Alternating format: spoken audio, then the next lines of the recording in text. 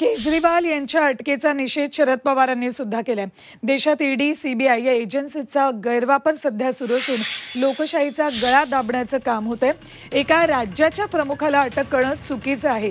देशात कोणत्याही पक्षात अशी कारवाई कधी झाली नव्हती।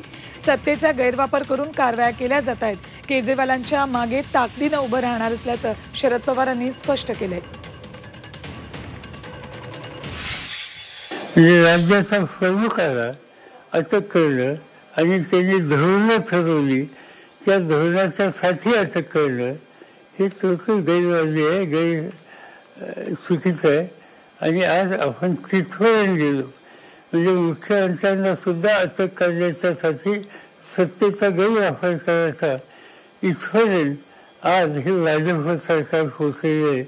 ही ह्या निवडणुका फेर म्हणजे मोकळ्या वातावरणात व्हाव्याची जी अपेक्षा आहे त्याबद्दलची चिंतेची अवस्था आज या ठिकाणी निर्माण झाली।